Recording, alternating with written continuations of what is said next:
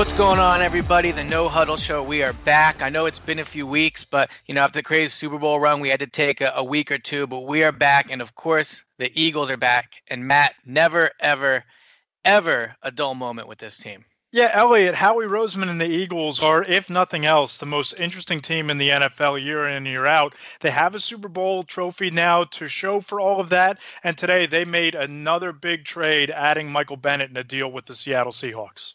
And the crazy thing is like the whole cap space thing, we love to talk about it. I love to write about it, and we'll get into the cap space in a little bit. But that was just my first takeaway is, you write about how they don't have a lot of draft picks. They don't have a lot of cap space. And then they go and they trade for one of the best pass rushers in the NFL in Michael Bennett.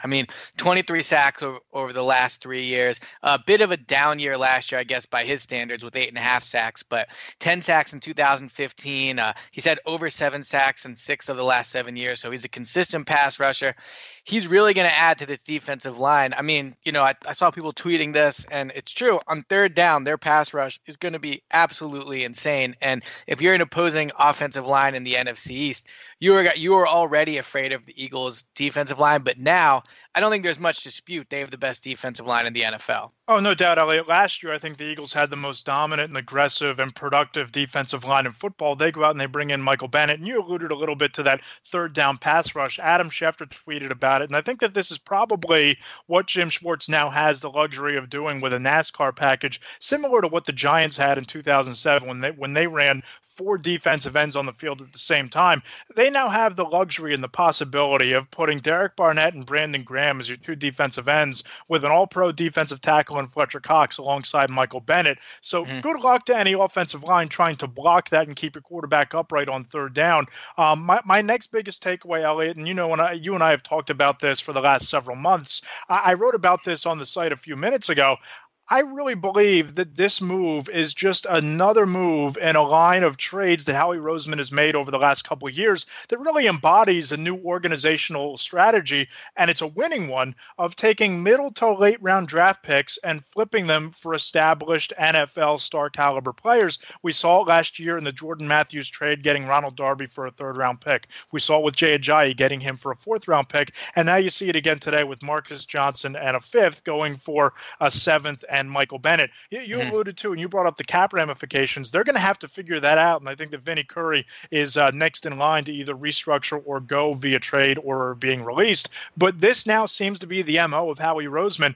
Look across the league, find a veteran player who might be on the outs, who you can get for cheap, and you kind of eliminate that variable of the unknown of what a mid-round draft pick will turn into by bringing in a veteran player. Yeah, and I had a down at the Combine last week when we were both there, I had an agent tell me that just from him talking to the Eagles and things like that, that they would rather have a veteran player. This is what they said to him. They would rather have a veteran player on the roster than draft picks. This is a win now team. You can't, and you just alluded to a little bit, but it's not a complete way to look at it, but they don't have a 2nd round pick this year because of the Carson Wentz deal, correct? So that's basically Carson Wentz. Then you have Ronald Darby, then Jay Ajayi, then Michael Bennett. So this team is a win now team. And look, me and you, ever since we started this podcast, and even back when Mark Eckel was on it, we've debated Howie Roseman up and down. And you said he should be executive of the year. He did end up winning that. It's really hard to argue at this point when you look at Howie Roseman 2.0. And, we can debate which moves Joe Douglas has input on, and he has input on all of them. But this move has Howie Roseman written all over it. Even before they did this, just for fun, it's a snow day. I was just kind of bored. There was reports that Richard Sherman might be on the move. And we were like, oh, maybe he'll go after him. Just because Howie is the kind of guy to go after big names to make that splashy move. For sure. And Michael Bennett certainly does that. So let's just talk about, I think there's 3 main takeaways to talk about just with Michael Bennett. First is on the field. It'll be interesting to see how they split up the snaps next year. I think we're both assuming Vinny Curry is going to be gone, right? Yeah, no, I think that that's a given, and I think that you're going to see an uptick in snaps for Derek Barnett. They invested a first-round pick in him. That's a tough thing, though, is what I was going to say. Because, all right, so you have Brandon Graham. So you're 4 defensive ends. And I guess maybe they don't take one now in the draft with 32, but you never know. But so they're going to have Brandon Graham, Chris Long, Derek Barnett, and Michael Bennett. First question, who are your 2 starters there? Yeah, I think that I would, again, they go in nickels so often that I don't really know exactly how you can determine starters, and also they rotate their defensive ends so often, so that Right. term kind of goes out the window. But I think that first snap of training camp practice and maybe even first snap of week one, I think that it's going to be Michael Bennett and Brandon Graham. I mean, you look at the production, they mirror each other in terms of the last 2 years, what they've been able to do in terms of disrupting quarterbacks. And then you have Derek Barnett as part of a rotation on either side. But I think that where Bennett is really going to pay dividends here is that third down pass rush, because I think they're going to work Barnett in a lot more than they did a year ago because he proved that he's worthy of those snaps. But whether it was Jim Schwartz, whether it was Jim Johnson, whether it was any other defensive coordinator that we've dealt with, Eliot, they've all said you can't have enough defensive ends. So I think that adding an elite player like Michael Bennett into the rotation, it benefits everybody. It benefits Graham, it benefits Barnett, and it benefits Chris Long if he's still on the roster. Absolutely. So the next part of that is then who are they going to be getting rid of to make this move? So the salary cap in the NFL is an extremely complicated thing, but from looking over it, Bennett's going to bring in, he's got $1.5 million roughly base salary, so the Eagles will be due for that. And then he has a roster bonus, so the total for him comes to around $6.5 million, somewhere between $5 and $6 million, somewhere around there.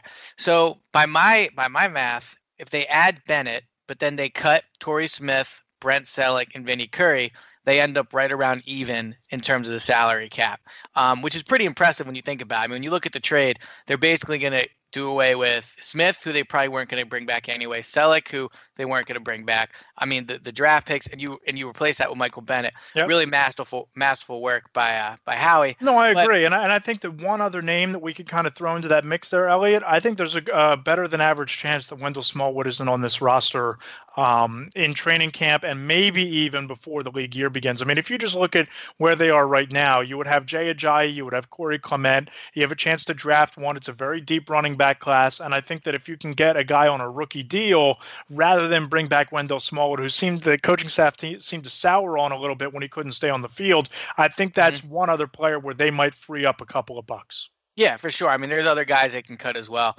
I think you'll probably see them redo Brandon Graham's contract, bring his cap hit from $7 million down a little bit.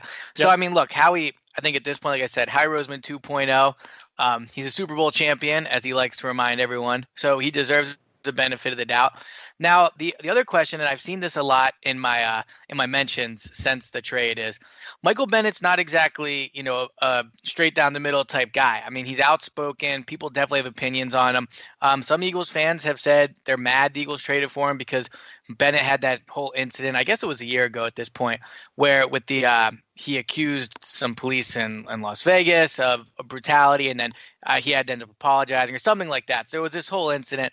So the question I'll ask you is, and then I'll give my take on it, how do you see him fitting in this Eagles locker room? I mean, this is a very outspoken guy that, that's going to bring a big personality into this locker room. That's already very tight. It's funny you bring that up, Eliot, because I had the exact same conversation with my father about this maybe 15 minutes ago, and he was one of those Eagles fans. He was one of those guys that says, how can you bring somebody with Michael Bennett's personality and temperament and what happened in Vegas into this really tight-knit Eagles locker room? And the only thing that I can really tell people, and I know that you can attest to this a little bit as well, I think that players view Michael Bennett and guys like him dramatically different than fans view Michael Bennett. And obviously, we haven't worked the Seattle Seahawks locker room, but he was one of the more respected and vocal leaders in that room. And just go on Twitter and look and see how Seahawk players are reacting to this deal. But two things here. You think about the Eagles, and you have Malcolm Jenkins, Torrey Smith, who might or might not be on the roster. Chris Long might or might not be on the roster. I think he'll be here. I do as well, but this trade kind of puts that up in the air a little bit in terms of his role. But my point is, these are all very progressive, socially active, very outspoken men who are along the same ideologies politically and what they're trying to accomplish as Michael Bennett is. And they went out and won a Super Bowl, even with all of the off-the-field activism. So I'm not too concerned about him rocking the boat. And I just think that he's viewed a lot differently outside of NFL locker rooms than he is inside of them. And here's the other thing, too, is that the Eagles as a team are going to face a challenge this franchise has never faced before, and very few players in the locker room have faced before, which is repeating as Super Bowl champions. Take out the activism and all that stuff. You're adding a guy in Michael Bennett that's been there. He knows what it's like to try to defend a Super Bowl title. He knows what it's like to go into a season knowing you're going to get the best shot from every team. So I think he's going to be a real asset to the Eagles locker room in that way. I also think that he'll be a real asset for Doug Peterson. Doug's a guy that shows he's willing to listen to his players. He likes to talk to them to figure out how to handle certain things. And I think Bennett will be a real asset in that regard in terms of, how Doug's going to manage this whole Super Bowl defense campaign. And the thing Doug has mentioned time and time again since the season ended is the locker room is going to be a big deal next year because when teams win, it changes things. I mean, he said it a few times. Who's going to be the guy to hold out? Who's going to be the guy to want more money? And I think adding a guy in Bennett that has won before, knows what it's like to repeat, but hasn't won recently. I think this is a guy that's going to be a real vocal leader in the locker room, a guy that's going to really help shape the personality of this team. And he's not a defending Super Bowl champion. And when you go down the list then of guys that are going to have major influences on this roster, I know that, yes, Carson Wentz got a ring, but Carson Wentz, Jordan Hicks, Jason Peters, Michael Bennett. I mean, those are four really key players, four guys that are extremely – well, Bennett, I believe, will be, but four guys that are very respected in the locker room that aren't going to view themselves as defending Super Bowl champions. Right. And I really think that that's going to be a big deal when it comes to the Eagles, making sure they don't have that Super Bowl hangover next season. Eliot, I think that you just brought up a really terrific point in that nobody really in that locker room outside of maybe LeGarrette Blount and Chris Long, and they weren't even on the roster after they won it with the Patriots, nobody has experienced that feeling of the target being on your back, that you just won the Super Bowl, now every team is gunning for you. And Bennett's been there, and he's been there multiple times, so he can impart that experience onto the rest of the room. So from a locker room chemistry standpoint, I don't have any concerns about this. I think that what I'm really going to be focused in on with this is what's the next domino to fall? Is Howie Roseman able to pull a rabbit out of his hat, so to speak, and get some sort of asset in a trade for Vinny Curry, even though every GM now knows that if they don't trade for Vinny Curry, he's going to be available to sign and sign immediately. What are they going to do in terms of freeing up cap space to get under the salary cap threshold by the 14th? And again, there's a lot of time and a lot of moves that they can make to get there. But this is a very unique offseason for Howie Roseman to be able to add talent as he just did with Michael Bennett, but make sure that you get under that salary cap threshold. And I don't have any doubts that he is going to be able to do it, but it's going to be interesting to see how that plays out and how they create that cap space. All right, well, two things, and I want to go through the guys in the roster. But first, this trade cannot be officially completed until the new league year, which is March 14th. But that hasn't stopped Michael Bennett. He just tweeted out a photo of himself in an Eagles jersey with a bunch of trophies and, of course, hashtag free Meek Mill. So he is already endearing himself to the Philadelphia community.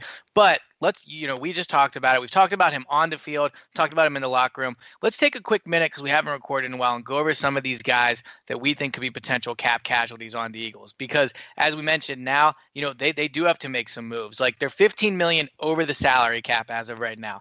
As I said, they can get under it or at least to it pretty easily. So Vinny Curry is going to be about $6 million in savings. I agree with you that at this point, about $5 million in savings, but I agree with you.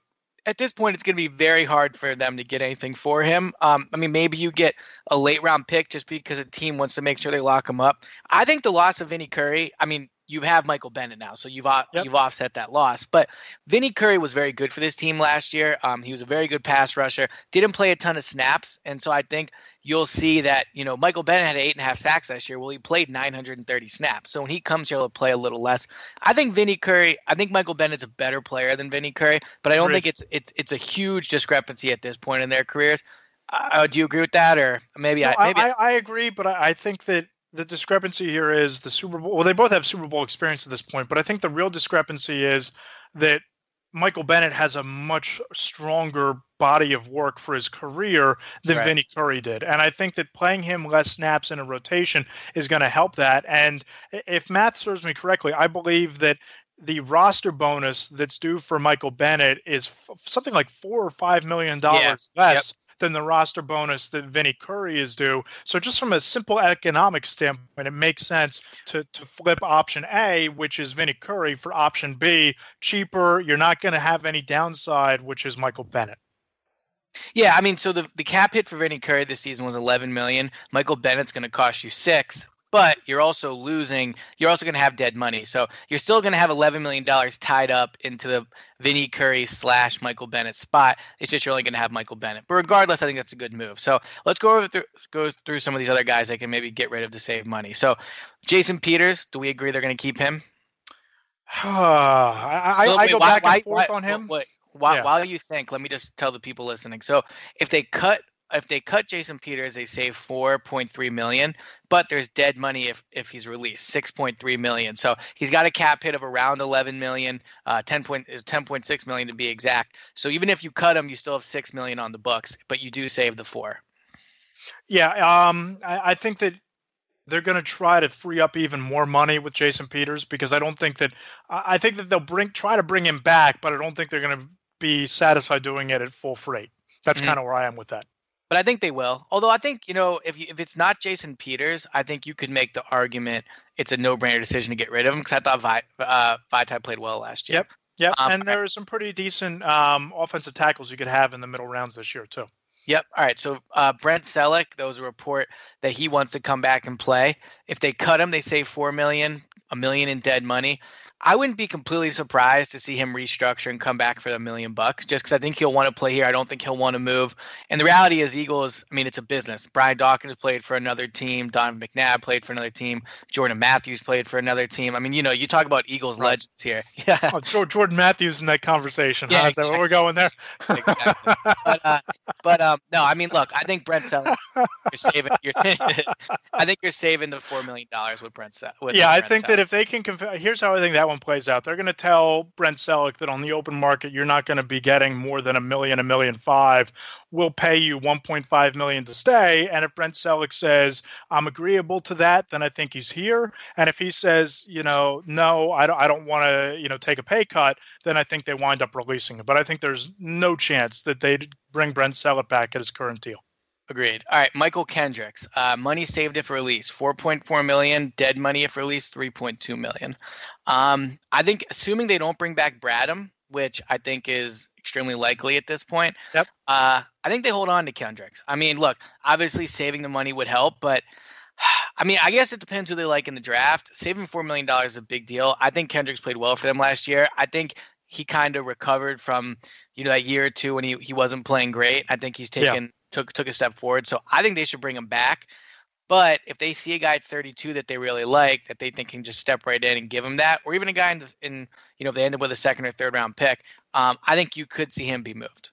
Yeah, I think that the only way that Michael Kendricks is back here is if Nigel Bradham is back here. I think that Nigel Bradham, and we'd agree on this, is a significantly better football player than Michael Kendricks, and he played that way last year, especially when he was calling out the defensive signals from an off-ball position when Jordan Hicks got hurt. I think that it's pretty likely that Nigel Bradham is going to sign elsewhere. I don't think the Eagles are going to be able to afford him. So if he does sign elsewhere, I agree with you, Eliot. I think that Kendricks is back. But if they throw a boatload of money at Nigel Bradham and sign him to a 3 or 4 year deal, I think it becomes pretty difficult to keep both of those guys, and that Kendricks would be expendable at that point because of the money and because you could draft someone like a Malik Jefferson at 32, or you can get a linebacker in the middle rounds. Agreed. So, all right. So those are probably the guys they'll get rid of. All right. Let's just kind of, before we wrap this up, any other thoughts you have on this trade? We're still kind of learning all the details, but seems like, I think we both agree, pretty much no-brainer win for the Eagles. Or any thoughts you have on it? I agree. And again, I think that this is something that you're going to start to see more of across the league. And you saw the Giants just acquire Alec Ogletree for 2 draft picks. This is another move where GMs now, it's a copycat league. They're going to start flipping draft picks to bring in veteran established players because they saw that it worked with the Eagles. And I think that Howie Roseman, this was a pretty progressive strategy that he might have picked up when he was talking to EPL GMs and NBA GMs when he was in his year away. And I just look at moves like this and the moves that he made last year. It's forward thinking, and it's why the Eagles won the Super Bowl last year, because of the way they've built this roster. And it seems like they now have the ability to bring in veteran players. As long as they can keep a majority of their core for the next several years, these veteran players have positioned them to have this window open for at least the next 3 to 4 years around Carson Wentz. Again, yeah, I agree. And again, I mean, this Bennett deal is probably a 1-year deal. He is 32. Maybe he's back in 2019 at a lower number. But overall, I mean, I think this is just a home run move. It'll be fun to cover him in the locker room for sure. He's definitely an interesting guy. But so Howie Roseman does it again. He makes a deal all Eagles fans love. He's GM of the year. I mean, Matt, you called it. Yep. Nothing I can say about him at this point until he makes a move I don't like. Then I'll rip him. But this is a good move. As for the podcast, we're going to try to have these more often for you coming up, but just been a crazy time, with the Super Bowl and then some time off. But the draft's coming up, free agency's coming up. They'll be making more moves. There'll be more emergency pods. But Matt, thanks for coming on doing this really quick, and we'll talk to you guys soon.